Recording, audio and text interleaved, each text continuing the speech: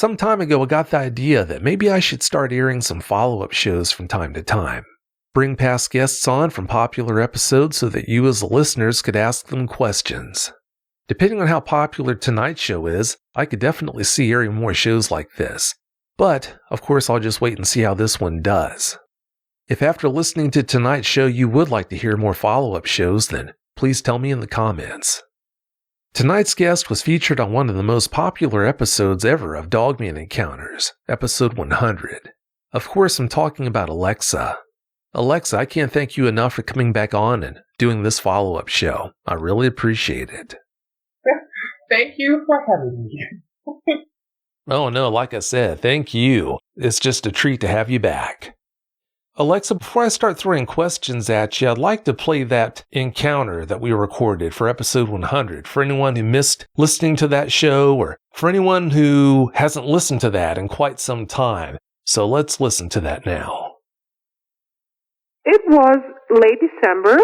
My father has a brother who lives in London, and it's, a family tradition that my father and his girlfriend go visit my uncle over New Year's Eve every year since, I don't know how many years, but it's been a lot of years. And as always, they asked me to stay in the house and look over the dog and just watch out that nothing happens so someone is there. Because you can just see from afar that the house is worth its money. You can see it. We do have our cars parked in front of it, and just by that I think it's a paradise for every burglar. And so I agreed to stay over the week. We're there in London, my father and his girlfriend, and watch the dog, a German Shepherd, who's huge. He's huge, but it's just a sweetheart. The first 2 days were just normal. I was enjoying the free time. I was enjoying being alone, in the seclusion of the area. I like to be myself, to be on myself, actually, and I enjoy the quietness of that place. But the third day, when I took my dog out for a walk, and I opened the door, I immediately got that feeling that something wasn't right. I cannot explain that. I think it's a feeling you get when you know something is not okay. I just can describe it as, my gut telling me something is wrong. I had that feeling one time when my grandmother died, and I got exactly that feeling in the stomach. And I knew something wasn't right, and an hour later, my mother called, and she said my grandmother was dead. So I took my dog for a walk, and you have to imagine it's a long, long path, just surrounded by meadows and forest, and it goes on for miles. You can literally walk straight forward for 3 hours before you reach the next street. So it's pretty secluded. And while I was walking, I got that feeling that, it just got stronger, that something wasn't right.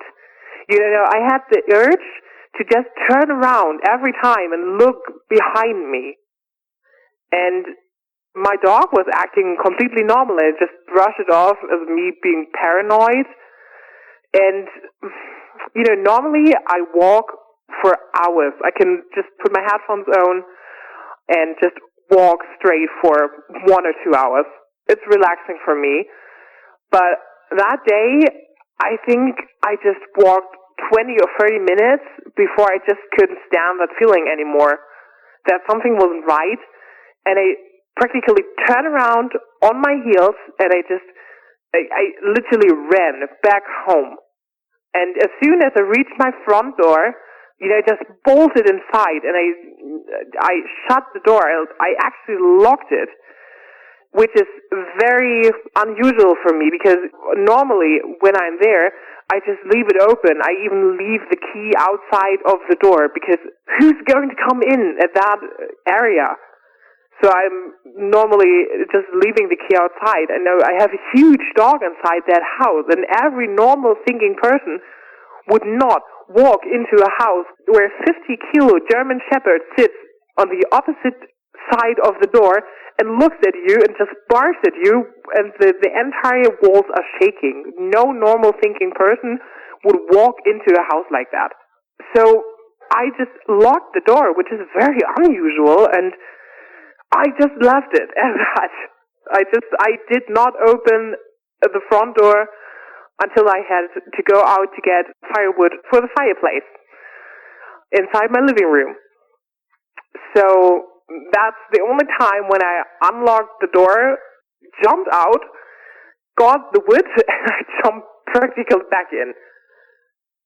I just left the door as it was, and I was trying to shake off the feeling of being uncomfortable, just thinking, I'm inside my house, everything is okay, no one's going to come in.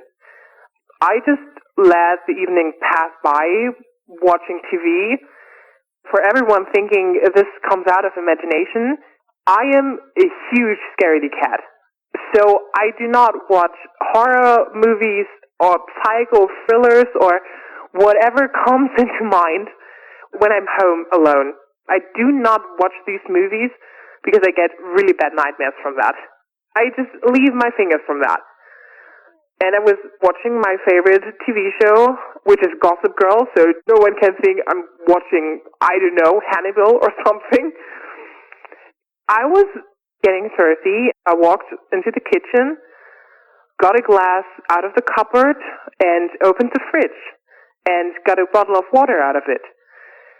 My dog was just sleeping on his basket, snoring in peace. So everything was fine, everything was quiet.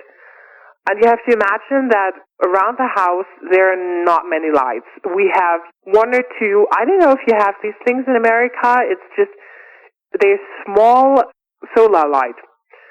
And it's just charged by sunlight. And it just illuminates the area just a little with the light it's stored over the day. We have one or two of these small solar lights in our garden. So there are just two tiny spots illuminated by that. And it's just, such a pale light. You can just imagine it as very, very weak moonlight. So it does not help anything. And on my terrace, which is in front of the kitchen, there are two sliding doors, so we can exit through the kitchen onto the terrace.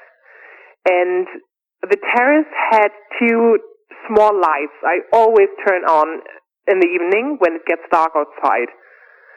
And they're very weak. These are not like huge floodlights. Absolutely not. These are normal lights you put outside of a house wall. So they just illuminated the terrace, nothing more.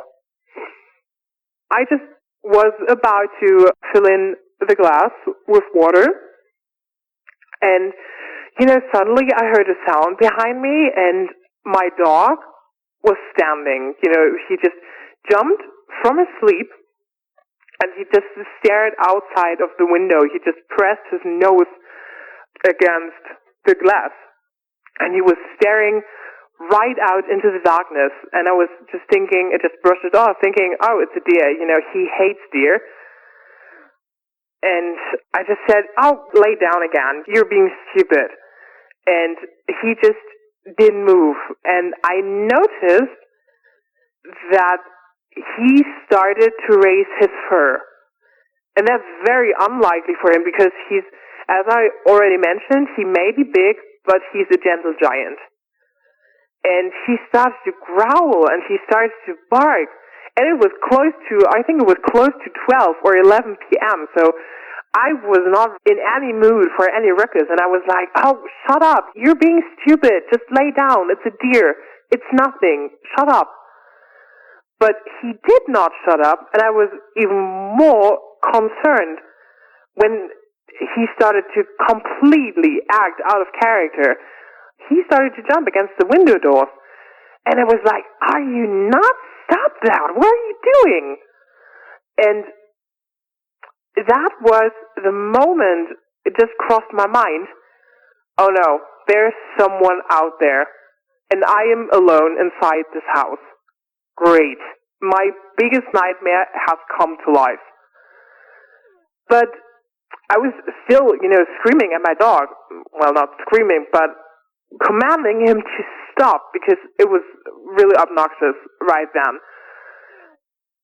I looked out of the window and I saw something moving in the dark. It just moved outside of the radius that the light illuminated. I could see something moving, but I couldn't see what. But then, against the dark, I remember that so clearly because the little small last pieces of light from the terrace lights just illuminated the outside of the silhouette. And I thought, it's huge. That was the first thing I noticed. I couldn't see what it was. I didn't know what it was, but I could see that it was huge. I saw broad shoulders, and I could see the upper torso. The next thing is just like a scene from a horror movie. And I could see a big thigh, just standing out against the light because he moved that thigh into the light. The thigh was the first thing I saw. And I was thinking, what is that? And then I saw the second thigh. And then it moved entirely into the light. And I think everything froze. Everything was just stopping.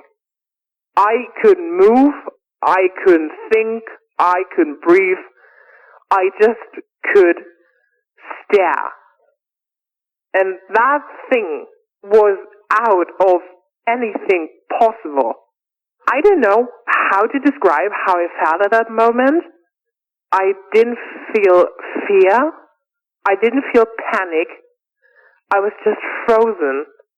I think my brain, I heard that your brain compares something that you never saw before with something that you have already seen before.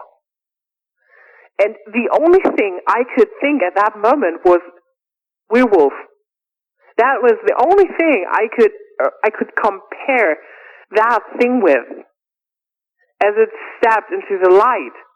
My dog was still freaking out, and I was standing there completely in shock. I wasn't moving. I was just looking at it. And it was just so scary. It was, in hindsight, I don't know how I managed not to, faint or run away or scream. I still don't know how I did that. I just stared at it. And the head, I just can tell you that the head just grazed the roof of my terrace.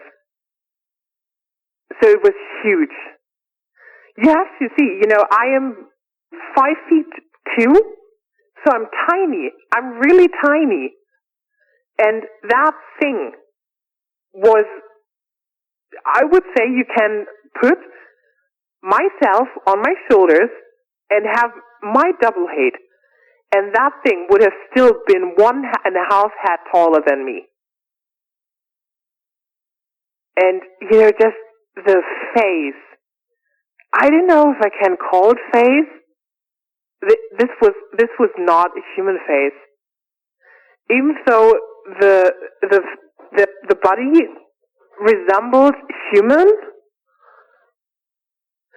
the face did not. And the body did not. I don't know what to say or how to describe that, but it was just huge, and it was just horrible. It was a nightmare.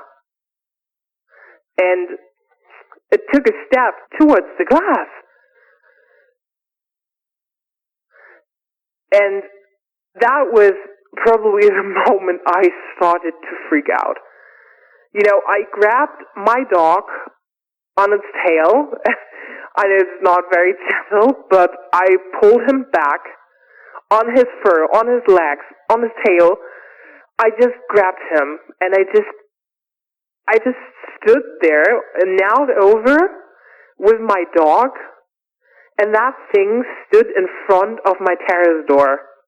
Just a glass door, not bulletproofed or anything, just a normal glass door separating me from a thing that, in my opinion, did not exist until that second, until that moment. And it just looked at me, and I was looking at it, and it just lifted its hands, and that is just, the only thing I could compare to that is a raccoon. Raccoons have these tiny little fingers, just that it had so much longer fingers and very thick, very broad fingers. Fingers you would normally see on a man working very hard. And that was the moment I thought, I'm done. I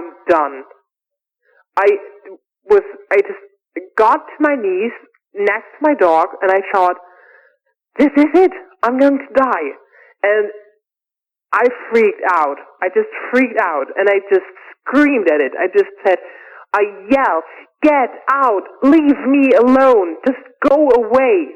I was yelling every profanity at it that I could think of. And I was just screaming and yelling, and oh my God, it was just such a ruckus because my dog was still freaking out. But that thing did not even flinch at that. It was just staring at me with its eyes fixated on me. And it lifted his hand, and, I'm saying he because I had the very distinctive feeling that it was a male. So I don't know if I have to say it or he. I didn't know if it was a he, but for me it felt like a male.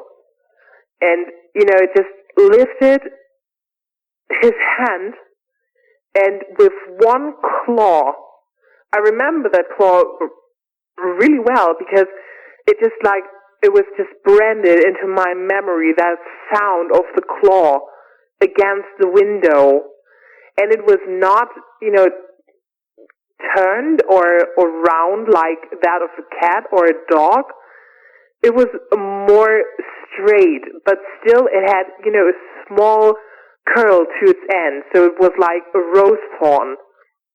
You can imagine, just a very, very, very big and very sharp. And it just tapped against the window. It was the most, I cannot tell you how terrifying for me that was, because, such a movement is that's human. I do not know any animal who would tap against a window with one claw. I do not know one single animal. And just the face, it was just, while it tapped against the window, and you have to remember that it was now in the full broad light. Just not broad, but it was enough for me to see very good, for me to get a clear image. The face, I just saw the lips moving up. I could see the wrinkles forming on the nose, like when a dog starts to growl. I could see the wrinkles forming on its nose while it tapped against the window. It was just so horrible. It was the most horrible thing I've ever seen. And I've seen one or two pretty bad things over my life. And nothing could compare to that. Nothing. I think, there will be in the future nothing that compares to that. Never ever will anything compare to that. And, it just, I have the feeling that it was, I don't know, that it was growling, snarling. I didn't hear anything. I was just screaming, over my screaming and over the barking. I'm surprised I heard, the tapping. It's just probably, a sound that just rendered into my memory that just stands out because I just remembered so clearly. And while it pulled up its lips like a dog would, and his eyes were just still fixated on me. I don't know how to explain that, but I had this horrible feeling that I had to get closer. It's just, it's a horrible, it was a horrible feeling. It was like driving by an accident and you shouldn't look. You're just driving by the car wreck and you shouldn't look and you shouldn't stop or watch or do anything, come closer to it, but you cannot help because you want to know what happened. I know it's a very bad example. I know it's very, very, I think it's a bad example, but that's the only thing I could ever compare to it. This feeling. I had the feeling, when we locked eyes, that it was almost, for me, it was almost in my head. It was like I heard, or more I had the feeling, I don't really know how to say that. I just had the feeling that it was like luring me in. And that was a horrible feeling because I couldn't help myself. I just wanted to get closer. And, my common sense just screamed at me, don't get closer. Don't do that. Don't get any closer to that thing. It's going to kill you. It's going to murder you. But, that other thing, that need to get closer to that thing, it was just there, and it was so hard to fight against it. It was real battle for me to stay right next to my dog. I held onto his fur almost as an anchor to not go to that thing. I wanted to, actually, you have to imagine that. I wanted to put my hand against the glass just to get closer, and I was, at the same time, for me it was almost hypnotic. And I just could pull myself out of that feeling, out of that loop long enough to always tell myself, don't get closer. Don't do that. Never do that. Just stay where you are. And I was still yelling, I was still screaming. I was still saying, get away from me. Get out of here. I don't want you here. And I thought, I'm done. I'm really done for. Because that thing, as huge as it was, it could have easily broken the glass. It could have jumped right through it. And, it was still tapping as if to tell me,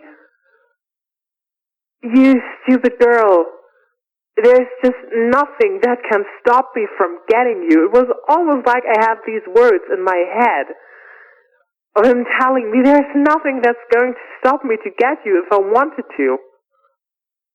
It almost had something mocking the way it did, and that was so shocking for me, now in hindsight, because I did not think that exact thought at the moment, it was happening, but now, reminiscing the encounter, I had the feeling that it was mocking, as it was saying, I am the predator, and you're the prey, and you should know your place, and I could get you any time I wanted you. And I was just kneeling on the floor, and I was thinking, get away from me. And I'm not I don't know how I should say that, but I'm not a big believer. I'm not Christian or Catholic or anything. I respect every religion. I have no doubts that there's something that, I don't know how to say that. I believe in good and bad. I believe things happen out of a purpose. I think good things always come with bad things. That is my believing. I do not say I do not believe in God. I just say I don't know if I believe in God, but I believe in something. And I never prayed before because I think it's just wrong for someone to pray who is not a real believer or, a strong believer. And at that moment, it was the first time in my life I was praying. I was just praying, dear God, please don't let me die this way. Not this way. Just make him leave. I want to live. And I have the feeling that it was laughing. I could practically hear inside of my head that rumbling in that huge chest, and it was such a horrible feeling. I don't know if it was my imagination at that time or if it was really, if these things are capable of, laughing at someone. But I had the feeling that it was laughing at me because I was praying. And, the next thing I see is that it just turned, it just gave me one last look. When I think, in hindsight, I think he got bored with me, not running away. And he just turned to his side so I could see the side of his back. And it was just as muscled as the front.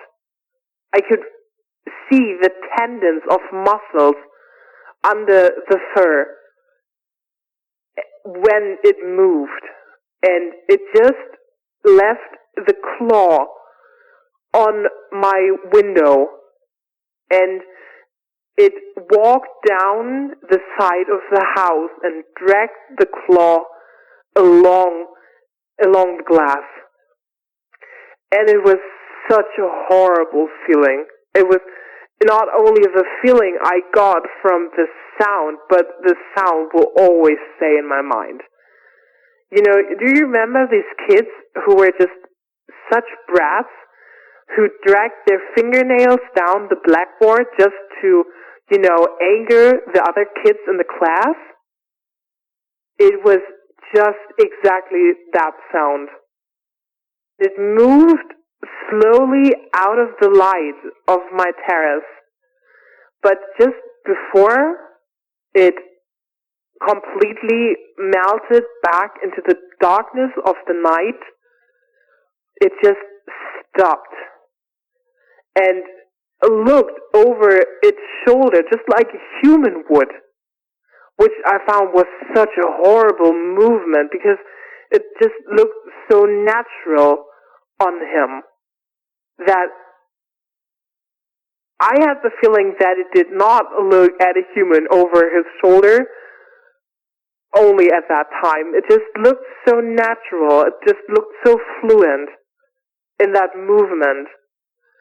And it gave me one last long stare. And it just looked at me, and I swear until today that he narrowed his eyes. And I had, once again, I had this feeling that it, was thinking like, I'll come back for you. It was just what I had, what it just read out of that gaze, out of the glare it threw to me. And it felt like, I'll come back for you. There's no need to run. I'll come back for you. I'll get you. And then it turned around and just vanished into the darkness, which was just terrifying. That was the moment I started to feel panic.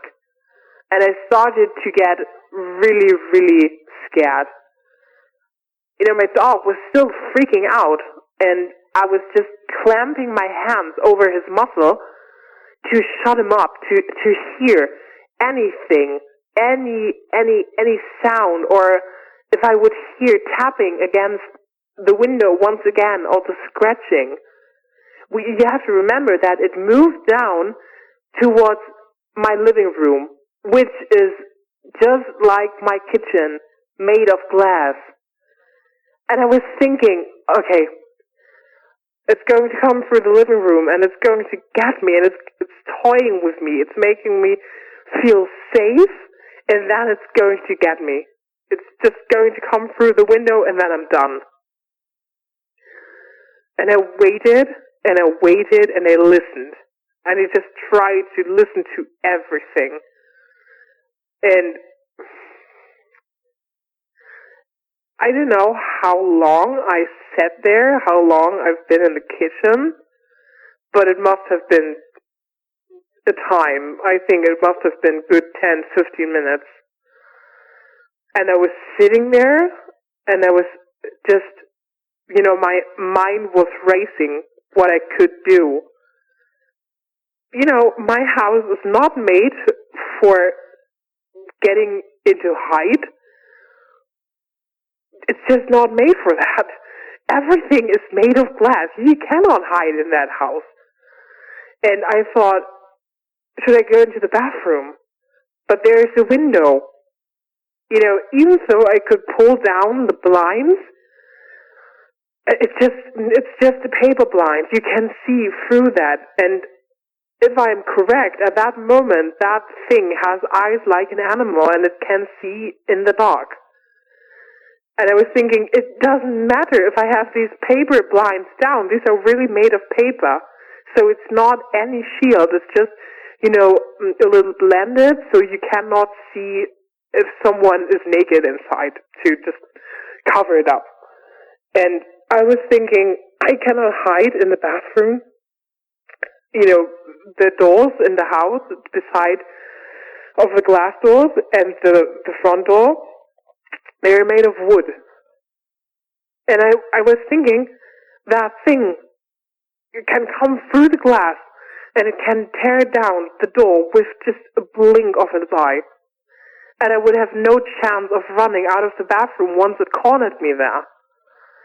That was just, at the moment, I don't know how I managed to, but that was just logical thinking. At that moment, I was trying to think of every possibility to get out of the house in alive. And for me, it was the most logical thing at that moment to stay in the kitchen. And my car keys were just an arm's reach away from me on the kitchen counter. And my front door just another 2 feet from me at that moment. And my car, I drive a very big car. It's a very big SUV by VW.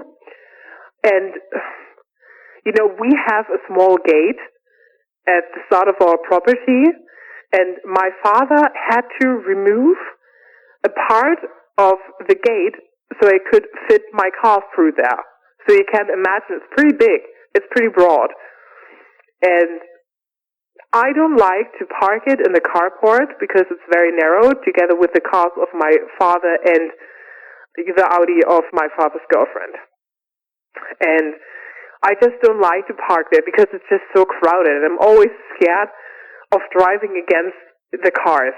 So I normally drive up to the front door, so I can just drive down in a straight path through the gate. And I did just that.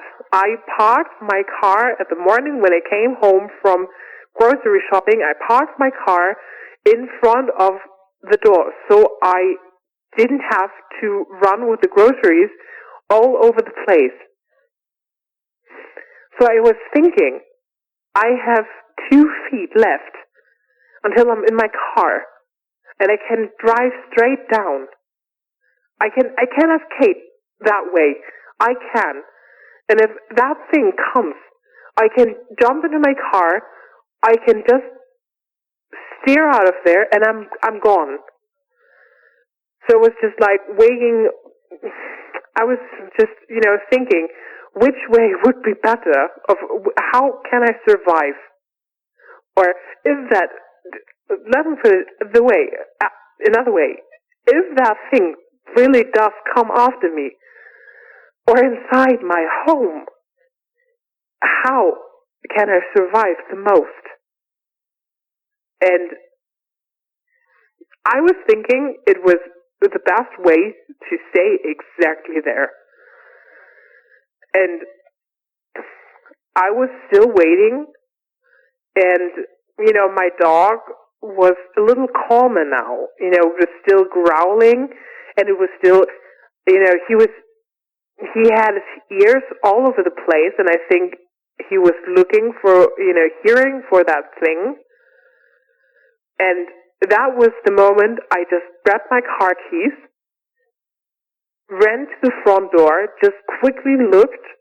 You have to remember there is a glass door.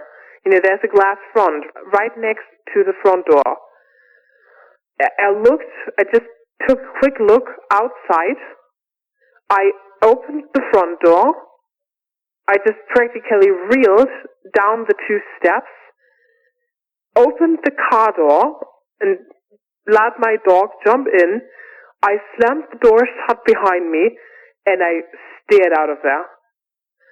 My tires were reeling through, and I was speeding down my gateway and down onto the street. And here in Germany, we have a speed limit, and that's 62 miles per hour on county roads. I think I was, I don't know how many miles I was too fast, but I was just steering down that street. I was really racing. I was going by 93 miles per hour, where only 62 miles were allowed. I did not dare to look into my rear mirror. I tried not to, but I did. I always constantly looked into the rear mirror, and I tried to see if it was there or if not. I was trying to calm myself down, saying this thing could not hold up with a car going almost 94 miles per hour. So I just reeled out of there into town. I'm living on my own in a 2-floor apartment in the suburb of Hamburg, and I felt safer. I felt better as soon as I saw my house. I don't know. It's in the contract it says apartment. I say it's a house because it has 2 floors. And I took out the dog. I ran inside. I let down every blind I had. I have. It just. I think it's just bad luck at that moment. I have glass doors all over the place. So I let every single electronical blind down I had, and I just sat down for a second. I grabbed my landline and I just called my best friend. I think it was the middle of the night. It was almost 12:30. I think I estimated it was almost 12:30, going to 1 o'clock. And I was just calling my best friend, and she just picked up the call, and she was like, "Hello?" So she was in deep slumber, and I just babbled. I was just like, "Oh my God, it's just so weird. I don't know what to do. I'm home. I need help." I was just crying on the phone. And I don't know if I said any current sentence that she understood, but I just heard, the rustling of blankets. And then she just said, "I'm there in 20 minutes. And she was there in 20 minutes, still in her PGs and everything, but she was there. I told her everything that happened, and she did not doubt me. She just listened, and she made me a cup of tea so I could calm down, because I didn't notice, but I was just shaking. I was shaking from head to toe. I couldn't even hold the cup still while I was drinking. And, she said, "We'll go to sleep now. Everything is okay. We're safe in here. You're going to rest now, or you're going to faint. And tomorrow we're going to your house. We're going to look." And I was just immediately there, "No, I don't want to go there. Maybe it's still there. Maybe it just waits for me." And she was like, "If I have any bad feeling about this, we're going to turn around immediately." Just to say that, my best friend, I don't know how to say that, but for me, she has something like an empath. She is very talented in feeling certain things. We do not believe in the paranormal, like ghosts and everything. We're not some crazy chicks who go out on the weekends to hunt for ghosts or something like that. We're not doing that. We're not into those things. We just say there's something beyond human understanding, and we're okay with that, but we don't need to know. And she just feels things. You can come into a room, and she can tell you you're sad, or you're angry, or you're whatever, even though you're just very neutral in the face. You just don't give anything away, and she can tell you, pinpoint what you're feeling right now. We had an incident when we were in Madrid together.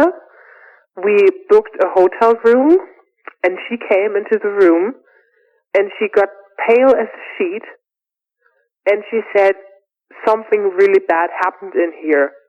Later, we asked one of the housemates, and she said, "Yes, a husband murdered his wife in that room."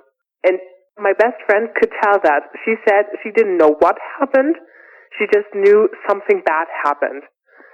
And I trust her. I trust her completely. And if she says it's okay, and if she says the air is clear, then it's clear. For me, it is. We went to sleep. I did not get any sleep that night.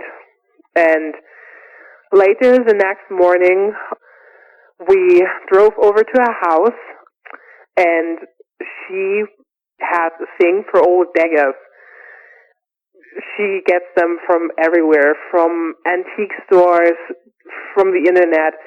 She just, she likes to collect them, and she has a huge cupboard where all these beautiful daggers are. I said, "We cannot go there." I was still very, very frightened of going back. And she said, "You know what we're going to do? We're going to drive over to my house. We're going to get a dagger, and then we're going to drive over to your house, and we're going to look."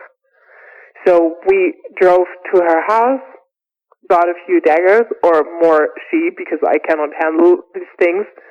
But she goes to a special training course to handle them so she does not hurt herself or hurt others with them.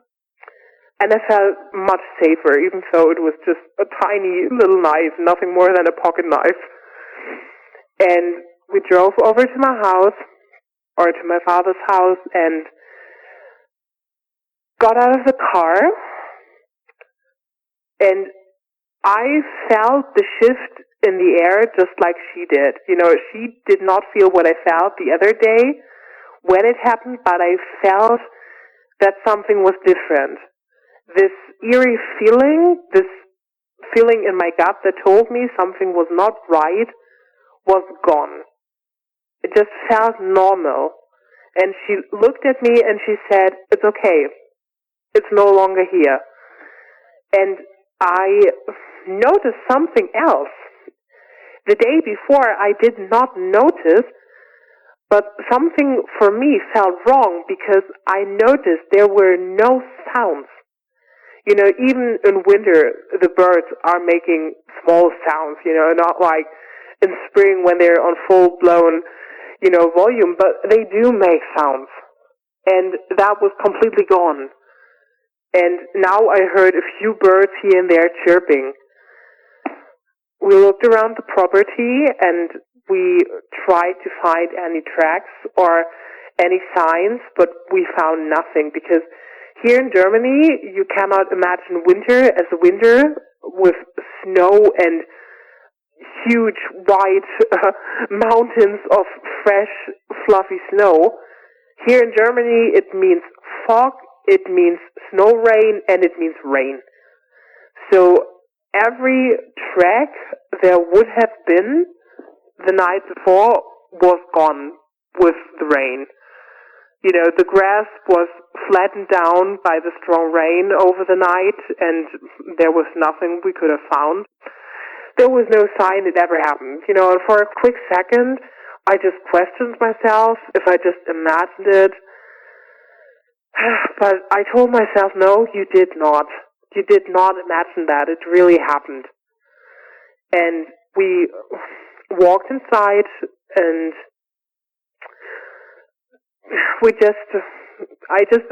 at first I didn't want to stay, but she convinced me to stay just to see if there was anything going to happen. Now I have to agree with her. I could have not let my father live in a house knowing that something like that is around. I could have not. I did not care if he would have declared me as absolutely insane or anything. I would have not let him, live in a house with something so dangerous around. And she convinced me to stay just because of that, to see if something happens again, if we get a bad feeling again. And she said, as soon as we get a bad feeling, we're out. We're going to just drive, and we're not going to wait for what happens, we're just going to drive. But everything was okay. Nothing happened. My best friend stayed with me over the last days until my father returned, and as soon as my dad got back, I told him, "Daddy, there was a burglar here." He was walking around the house. I was shouting at him, and I told him to go away, but he didn't. And he told me that he would get, electrical blinds, like I do have at my apartment, at my house.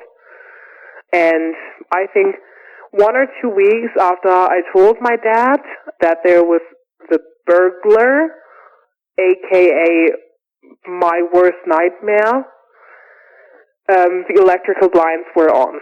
There was a technician who installed them for us, and yeah, that's how it all went down. A couple of weeks ago, Alexa, I posted some threads on my personal Facebook page and also on the Dogman Encounters show page, letting people know that I was going to invite you back for a follow-up show. A lot of people have been wondering how you've been doing so. How have you been doing? I have been very good, actually.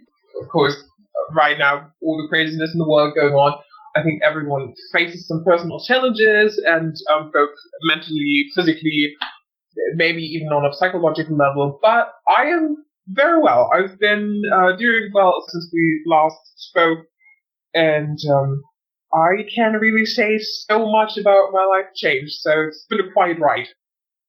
Well, it goes without saying, I'm so glad to hear that things are going so well for you. And speaking of that, from what I understand, you're going to college now. I do. I go to university right now, and I am in the law field. Well, that's great. Yeah, with your brains, with you being so intelligent, I guess that really shouldn't come as a surprise. But needless to say, I'm impressed. Oh, I don't think it's that much of a big brain I have. I would say I'm using it very good for the capacity that I have within it. Wow, you're just too humble. No, it takes a lot of brains to study law. But having said that, Alexa, let's dive into these questions because I do have a laundry list of them. The first one is from Adam Jones, and his question is, I remember Alexa saying that in the run-up to this encounter, she was having some personal issues, maybe even mental issues. I'd love for you to ask her how she knows she was actually seeing this thing and not dreaming/experiencing a form of sleep paralysis.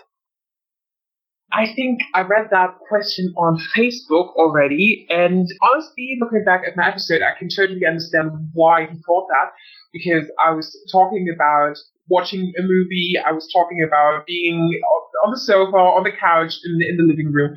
Of course, you can think, okay, maybe she went to sleep and experienced some kind, as you said, of mental kind of episode or sleep paralysis, but I do not have any cases of sleep paralysis ever. I never had sleep paralysis. I don't have any kind of mental issues.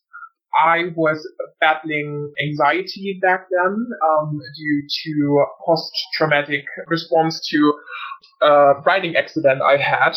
And I was kind of experiencing flashbacks from the riding accident because my horse and I, we were hit by a car that came around the corner, and my horse died, and I broke my shoulder and my collarbone, and I had flashbacks of pain sometimes. So it was some kind of, I would say, PTSD, but it was definitely not in the field of taking any medication or anything. I was well awake at that time, and I was not fighting any kind of, like I said, mental issues. But I do understand because it was a little vague. Like I said, I didn't really set it like, or that I could distinguish that I was absolutely awake at that moment, so I can understand why he wasn't sure or why he thought that sometimes, it got mixed up between reality and not reality. So I absolutely understand that. Oh, sure, no. I don't doubt for a second that you were completely awake and saw what you saw. But at the same time, I can understand why he was wondering about that. So, yeah, I can't fault him for that. And also, it was kind of a two-part question just to make sure I cover my bases here. The second part is where he says, if I remember correctly, wasn't she watching TV quite late at night, then suddenly woke to see this thing? How could she tell she was truly awake? I don't mean any disrespect by that either, as I know she's 100% convinced about what she's experienced. Yeah, I was watching TV, he's right. I was in the living room, and I was tired, but I did not fall asleep. I usually stay up until 12:30, so that is my usual time. But I go to sleep, and that was the reason why I went into the kitchen to get a glass of water, because I started to feel tired. But here's the thing, I didn't want to go to bed because, like I said, I was watching TV and I was watching a series, and I wanted to finish the season that I was on because it was like 1 or 2 episodes left. I can't really remember, but I wanted to finish the season that evening. So that was the reason why I went into the kitchen to get some water to wake up a bit so that I can, finish the episode and then go to bed after that. So I was definitely awake. I did not fall asleep. I was rather the opposite. I wanted to stay awake and then fall into bed once, the episode was done. So I was staying awake. I was trying to stay awake, but I did not fall asleep. Like I said, I've got no doubts that you're awake, and unfortunately you saw what you saw. This next question is from Lisa Almagro and reads, ask Alexa if her father had knowledge of the Dogman or if he was visited by it again after Alexa's encounter. I don't think my father knew about it. But I think, so I have to go a bit abroad for that question. So, like I said, I was living in a rather rural area. And like I said, there's a lot of forests, there's a lot of farmers, a lot of sheep farmers. And I think talking and hearing a few of the old stories from the part where I live, my father was aware of these kind of myths going on in Germany, and especially in these wooden areas where we lived, especially amongst old farmers' families. I think he was aware of the fact that there are legends like that, but I don't think he ever believed in any of it. I did ask him once if he believed in it, and like my father is, and how he handles such things, he just brushed it off as, folklore, as myth, and yeah. Is there anything else she wanted to know? Is there a second part to it I didn't cover? No, you covered it all and did a great job at that too. Okay. All right. The next question is from Drew Hayward, and his question is, has Alexa figured out what it was inside her that made her feel compelled to put her hand up to the sliding glass door to its hand in an effort to make some kind of a connection? What made her want to do that instead of pee her pants and run for a hiding place?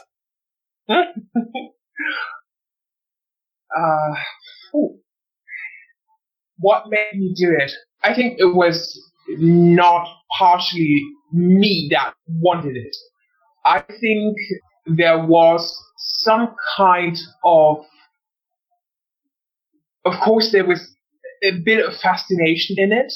It's like you want, it's like you're outside, you're walking, and all of a sudden you see a deer, maybe a fox, or I don't know, some wild animal. And I know about people who wanted to, I don't know, cuddle with a bear or something like that, or wanted to get closer to a wolf or something like that. But I think it wasn't that fascination of wildlife that drove me to it, towards this connection. And like I already said, during the first encounter, I had the feeling that there was some kind of mental connection going on, some mental, I don't want to say domination, but definitely some kind of manipulation. I can't really tell if it was something that these things can do, or if it was just me and this strange vibe between me and that Dogman that was outside of my terrace door. I cannot really tell. But in the end, like I said, there was this urge I could not explain, and that I really had a hard time fighting to get closer. And I was very, very happy that I had my dog with me back then, because I felt like it was anchoring me a bit in the reality, a bit in the present, and get me out of this kind of hypnotized state. But what it was, what drove me, I would say that's going to stay a mystery forever, unless someone finds evidence or has another proof that there is indeed some mental connection or mental, I don't know, is it powers or, I don't know. I have no explanation. I have no idea. I cannot tell. So unless someone finds some things out about Dogman or what they can do, I would say it's going to stay a mystery why there was this kind of hypnosis going on at the moment, or this coercion into coming closer. Maybe it was luring. Maybe it was like these little poisonous green frogs who look so beautiful and who want to lure in things with their color. Maybe it's something like that. I have no idea. Up until now, I don't know. It might be hard to understand, but other eyewitnesses have reported feeling influenced the same way that you just mentioned feeling, so it's not just you. Yeah, Yeah, it was definitely I was looking for that word actually. There was some kind of influence going on, but like I said, I cannot explain the workings of this process. Maybe it's a pheromone, maybe it's some kind of mental thing going on during making eye contact. I have no idea. Well, it's a hard one to figure out. I don't think there's any way to have an idea. All you can do is just respond to it the best way you can and move on, the way that you did. Before we move on, if you've had a Dogman encounter of your own and would like to speak with me about it, whether in private or on the show, either way is fine, please go to dogmanencounters.com and submit a report. I'd love to hear from you. Also, you should know I've got a new Bigfoot show I'm producing. It's called My Bigfoot Sighting, and I put a link for it in the description for tonight's show. You really should check it out. If you listen, you'll see that it's a different kind of Bigfoot show, and I think you'll like it. All right, moving on, Alyssa Steady has 2 questions for you. Question 1 is, what things does Alexa do differently in her day-to-day life that's changed because of her encounter? Nothing. Honestly, nothing. Well, that's not completely true. I did not change a single thing in my day-to-day life. I live the way I lived. Before that encounter,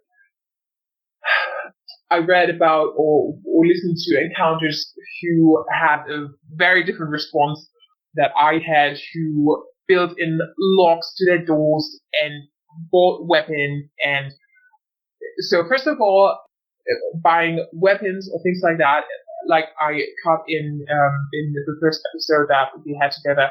In Germany, we have very, very different gun laws. It's very restricted. You have to check a whole huge list of points that our government says we have to fulfill to own guns, weapons, certain knives, stuff like that. So that response of maybe buying a weapon or something like that never came to my mind, never.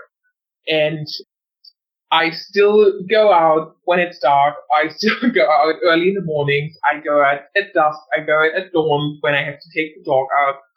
There's nothing I restrict myself about. There's no thought in my head, oh my god, you can't go to that area, maybe because it's a bit deeper in the woods, or it's a bit in the background, or you don't have anyone helping you there.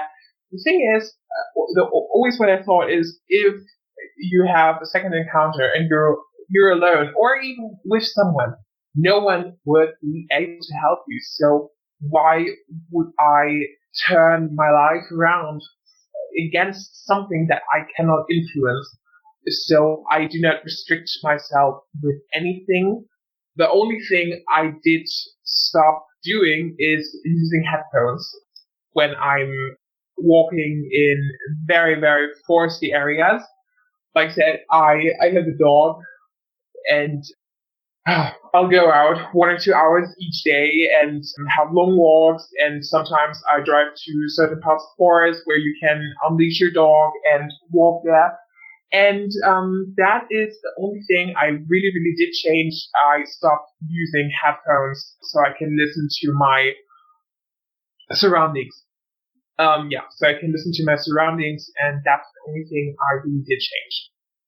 Well, it goes without saying, I'm so glad to hear that you continue to live your life and you're unhindered. It really would be a shame if you couldn't go out and do all these things that you used to do before you had that experience. So, like I said, I'm glad to hear that. Question 2 is, has Alexa seen any more dogmen or become more aware of their presence in her area? I don't know if it's still there. I don't think so. Am I more aware of them? I have no idea. So here's the thing, like I said, it's been 4 years since our first episode, and things in my life did change. We sold the property due to my father's sickness. Maybe we'll make it turn to that a bit later. My father got sick in 2015. He had cancer, and the house was too big and just too much work for him, because he had to go through 3 rounds of chemo and 2 operations and 2 surgeries, and this whole property, the whole entire house was too big, especially after his girlfriend split from him.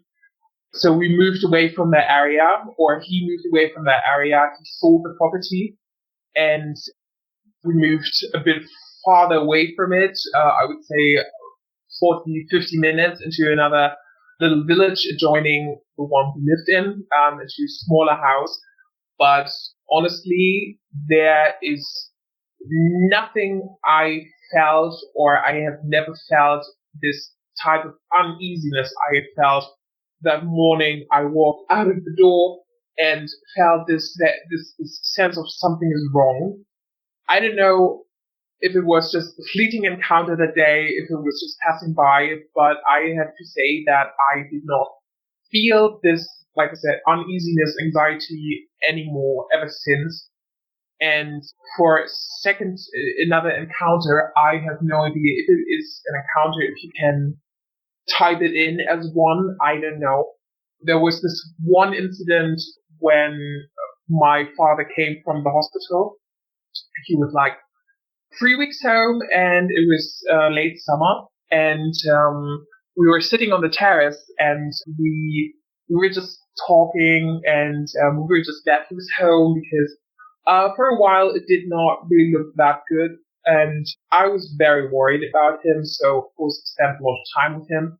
And like I said, we were on the terrace. It was late summer. It was late in the evening, so it was already dark out.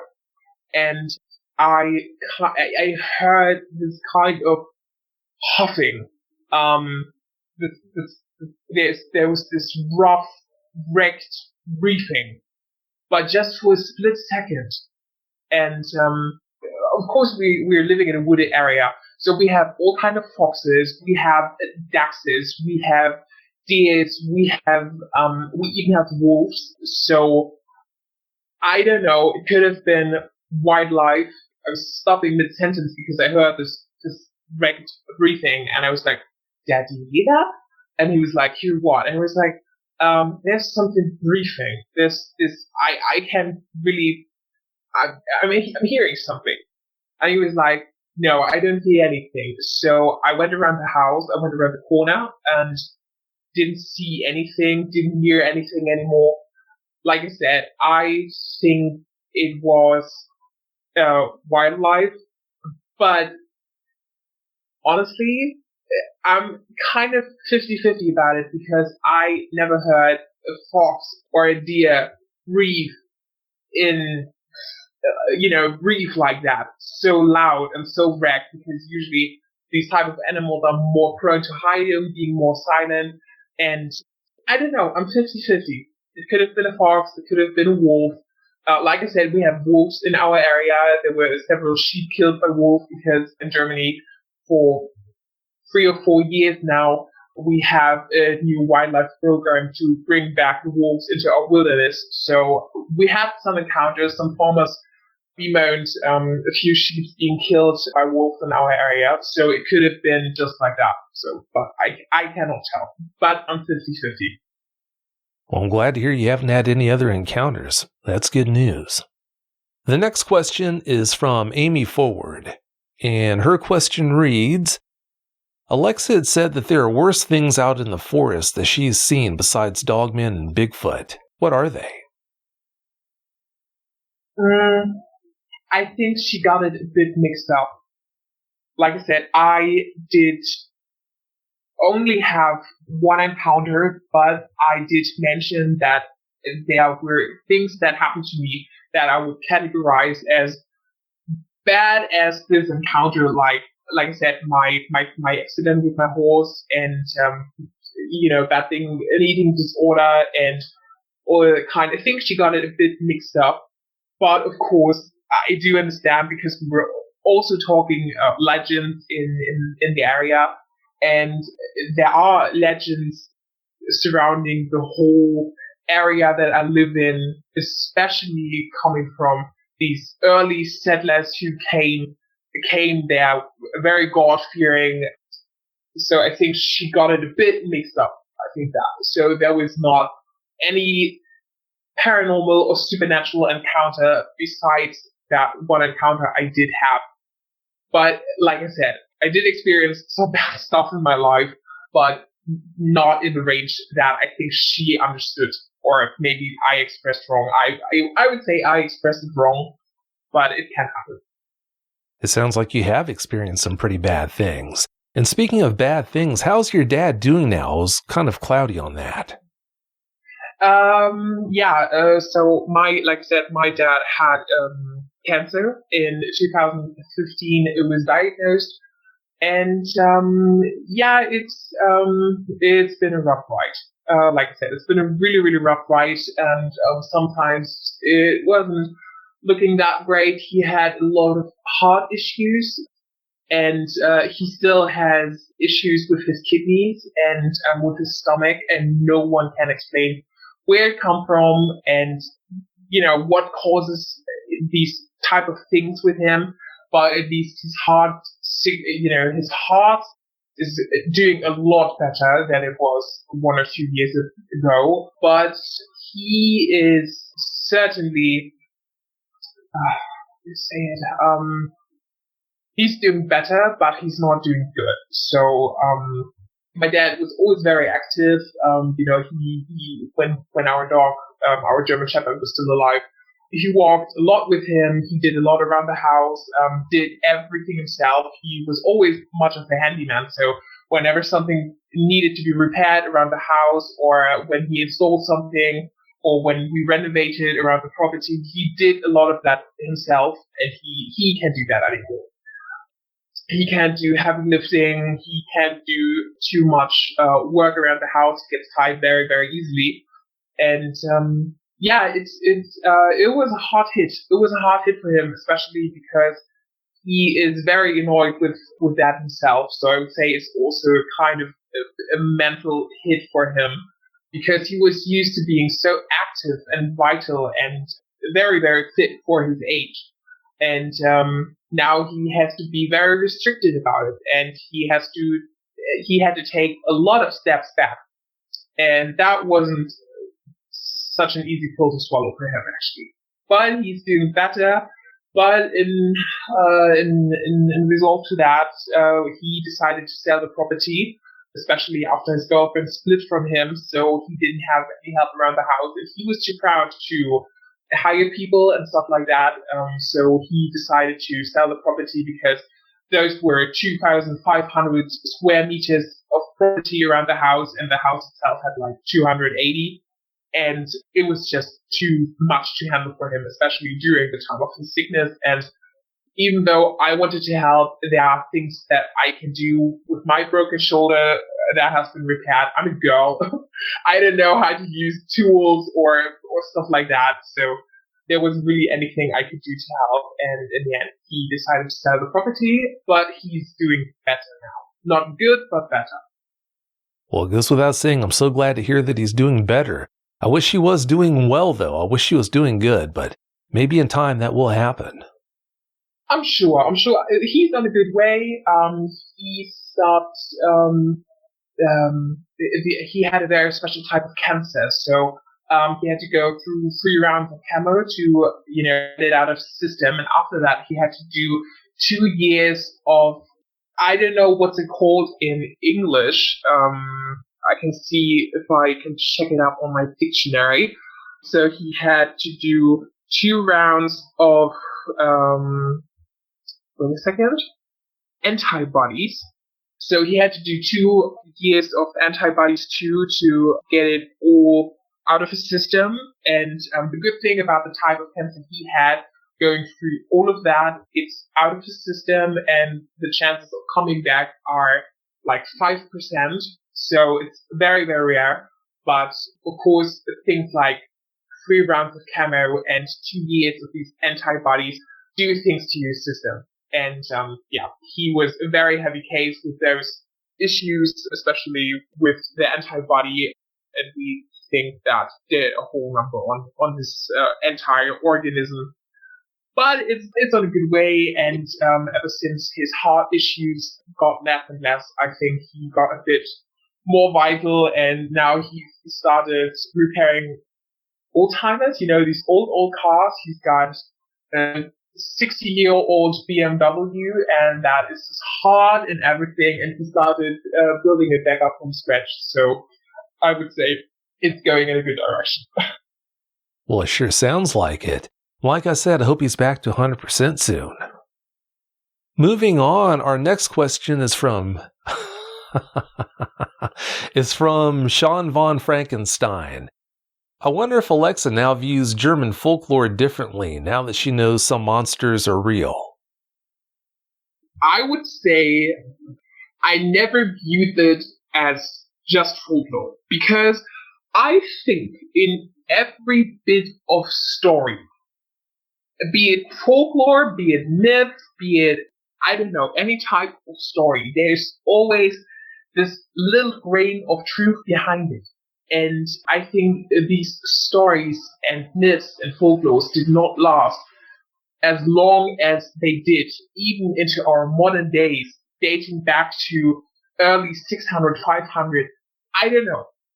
So I always thought that there was a grain of truth in it. And like I said, I do believe in this in between our world and a world we can see, or a world maybe we don't know. So view it entirely different, like I said, because I was never a non-believer. I was in this, twilight zone of believing. But of course, there are things that I do view different now, because I think it has just strengthened, or it has, underlaid my thinking, or it has underlaid my thinking very much. And I was proved right with my assumption that there is much more in our world that we should believe in. Oh, sure, yeah, there's so much more to this world than we're ever going to know about. So, yeah, to think we know half of what's really out there, that's just a joke. This next question is from Teresa Dresp, and she wants to know, why do you think the Dogman waited until you're in the house before notifying you? The Dogman didn't break the glass. It would have been easy for her to do that. Oh my goodness. Okay, so there are two questions in one, but I do understand what she wants to know. Okay, I think I'm going to cover the first part of her question. I don't think particularly that he waited for me. But this is all assumption. So this is all based on my assumption, and always remembering little details and going through this encounter. And so this is what I assume, this is what I believe. And of course, there are hundreds of listeners out there who maybe have their own theories.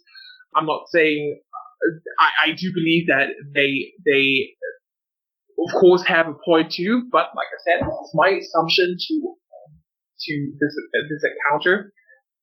I don't believe it waited for me in the house. I think, like I said, it came across the house because it's in the middle of nowhere.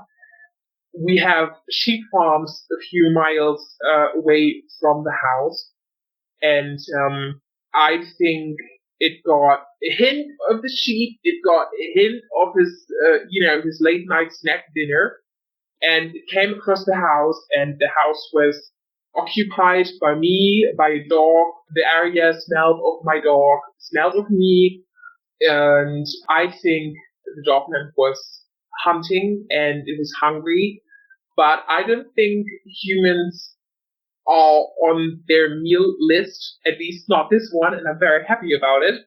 But I think it saw me as a threat, as something in its particular hunting ground. Like, I saw a documentary a few months ago about sharks, and it reminded me, funnily, it reminded me very much of that situation. It was a great white shark hunting, and another shark crossed into their territory. And these two sharks crossed paths, and instead of going off on each other, the one who was already in the territory used its fin and slapped the other one. It did not bite, it did not full-on attack it, it warned it.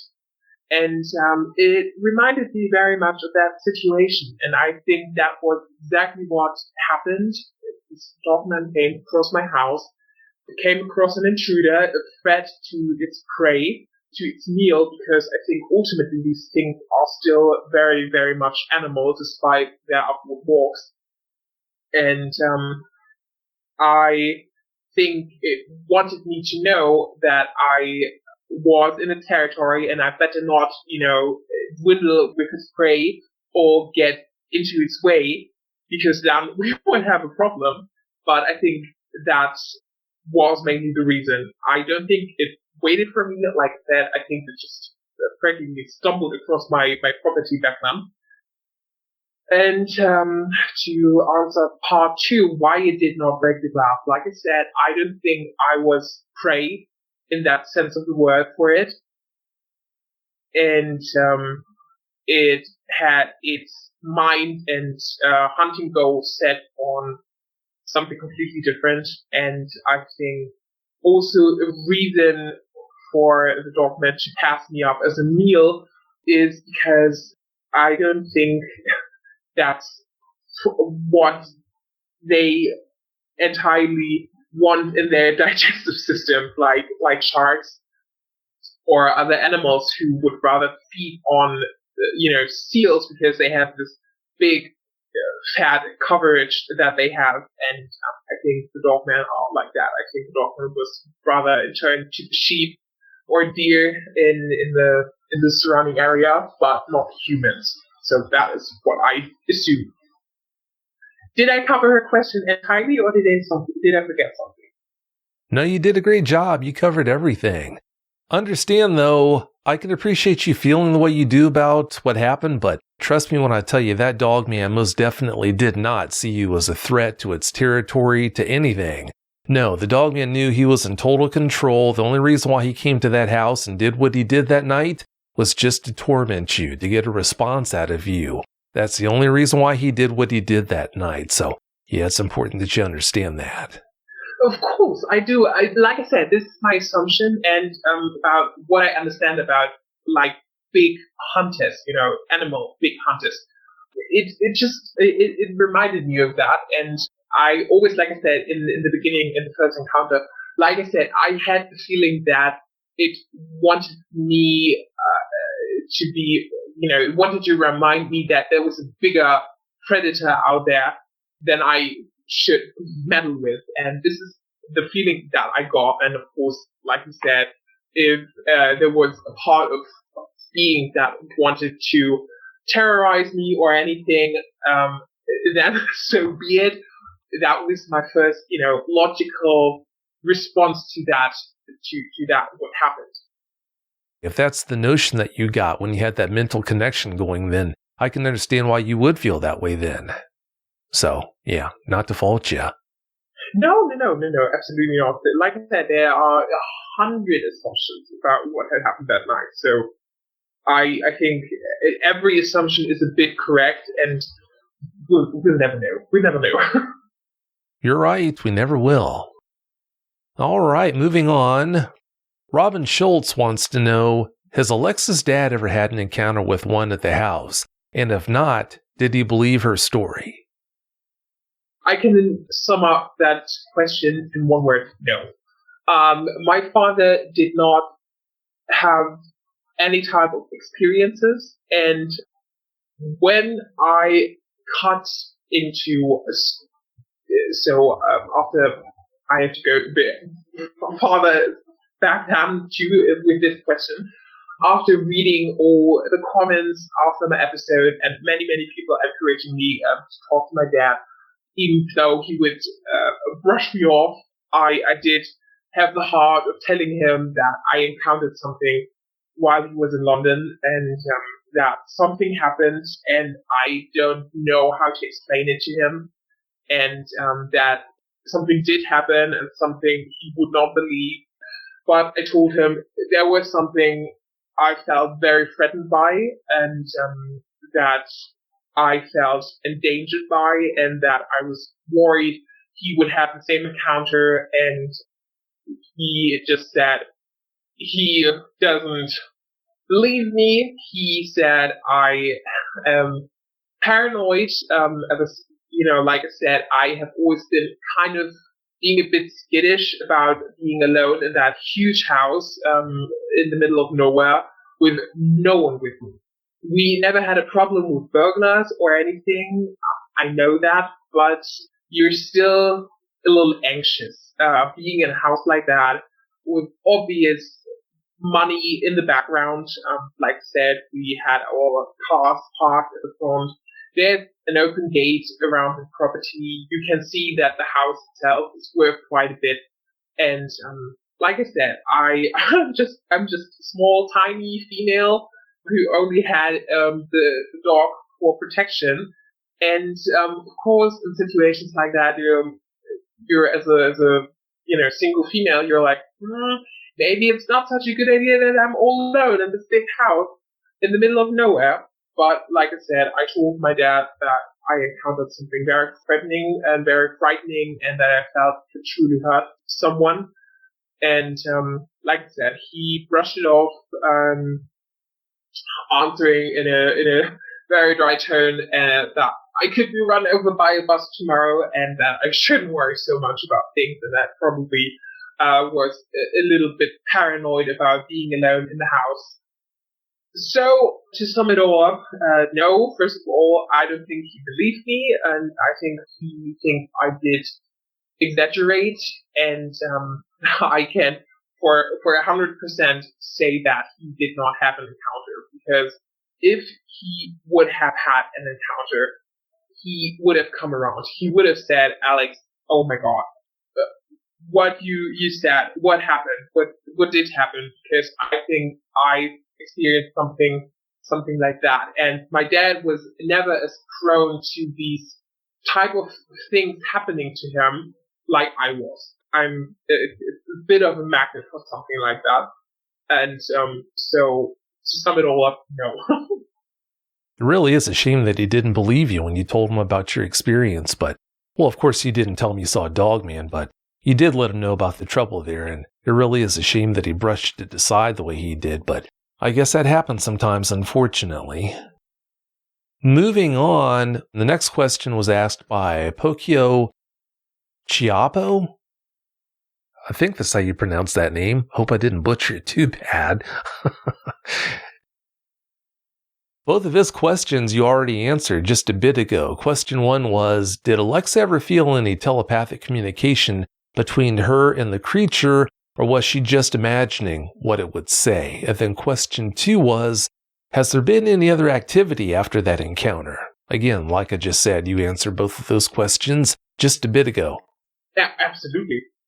And then S.A. Wiz wanted to know, many of the eyewitnesses have claimed that they knew Dogman was a male because of their anatomy.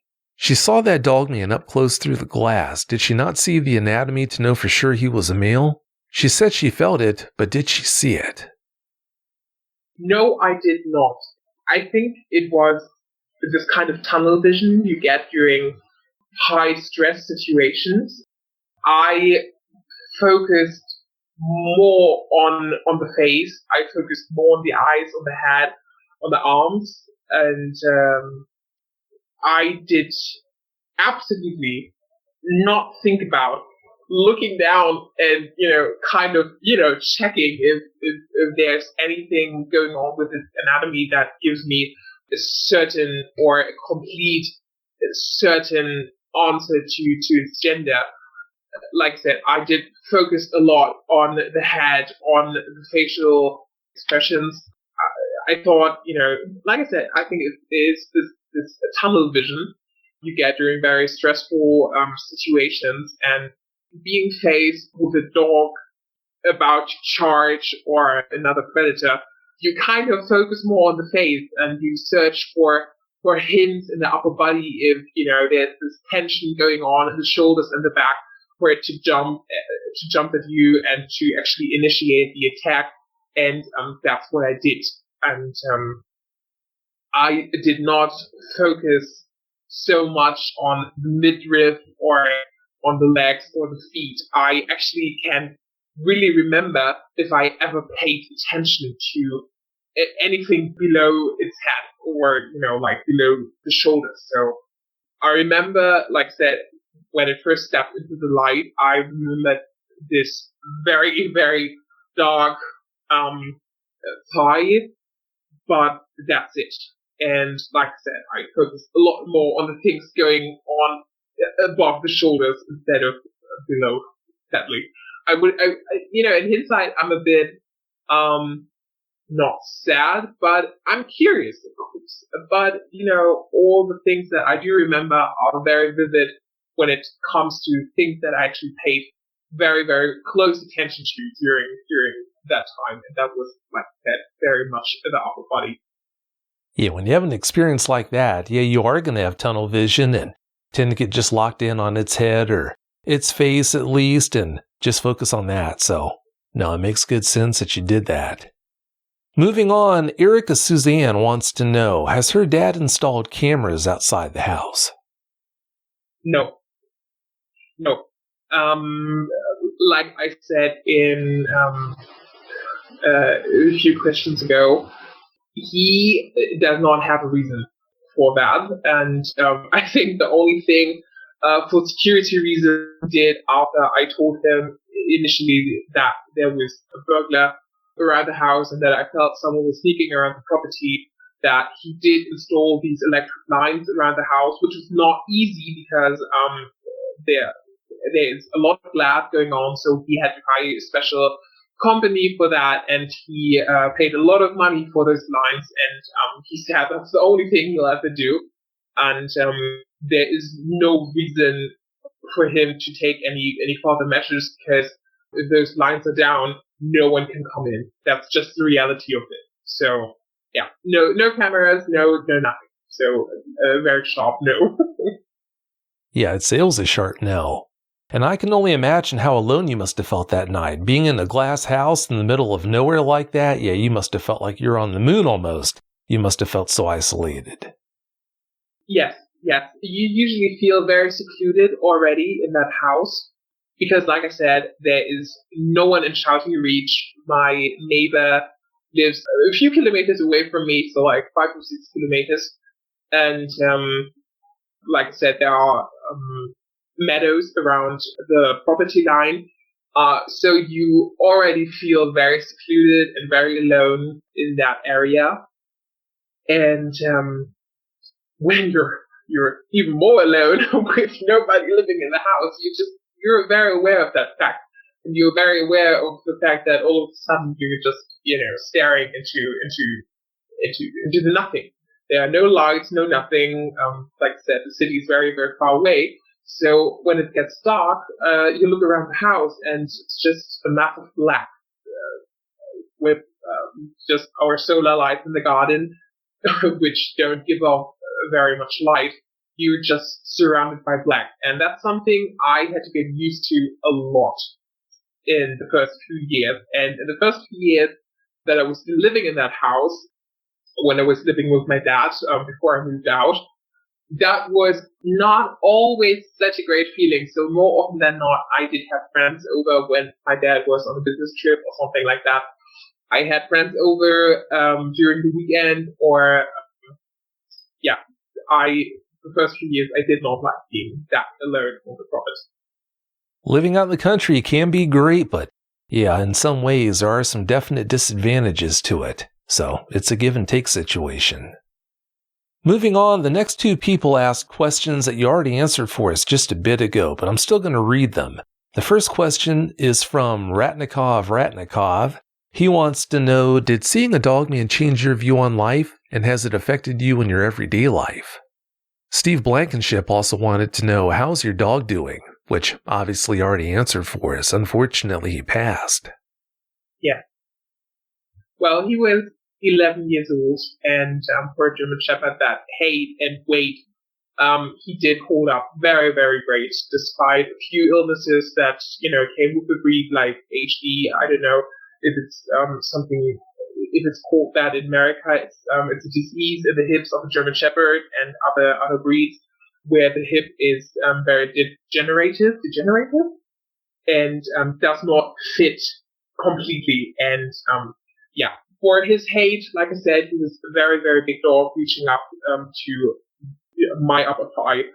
He did hold up great for 11 years. I was very, very sad when he passed, because in a sense I felt like he was actually very, very much my protector. But it's the way of life with dogs. We all know that they accompany us for a stretch of time, for 10, 12, 13 years, and we're so grateful for the time we have with them. But like every dog owner, I'm well aware that a dog cannot accompany me my entire life, and that at some point you have to say goodbye to your friend, to your companion, family member. That's just how life is. But I was very, very sad, like I said. In a sense, I always felt like he was very much my protector that night, and like always, but at that night especially.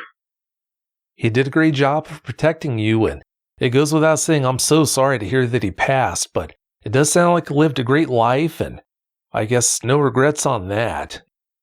Moving on, Lou Blackbird wants to know, I'd like to know if Alexa heard of any other encounters in Germany since her own encounter happened, and did she find out about dogmen living in Germany in general?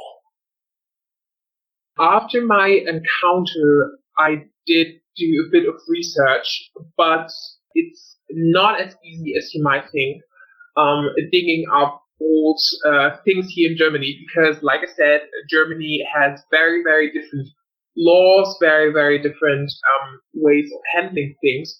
So here in Germany, we have certain guidelines and laws concerning give me a second, I have to look that up because I have no idea what's it called. About our archives, our libraries. So we have very, very different laws concerning our archives, and things are, after a certain time of being public, they are locked away, and you can only access these old archives with a sheet of allowance. So this is very, very different in Germany. So I would have to go to the mayor of the village that I would have lived in, and he would have to allow me to enter the archives to look into old records and stuff like that. So researching here is a bit more difficult, I think, or that's what I heard. I don't know. I think in America it's a bit easier accessing old records, but I'm not sure. That's just what I assumed after searching a bit of it. So it was quite hard doing some research, and I did not want to go around walking in our village and ask about old folklores and werewolves and stuff like that, because after all, it's still a very tiny village, and my father's name is still on our company, and our company is very international, and like I said, there is a bit more joining to our name here in Germany. So yeah, that would have been more difficult. I would have had to be very, very sneaky about it. But what I did find out is that what I already knew, like I said, in our first encounter, that there are very, very old folklores concerning werewolves. In Germany, it was Wehrmann or Hexenwolf.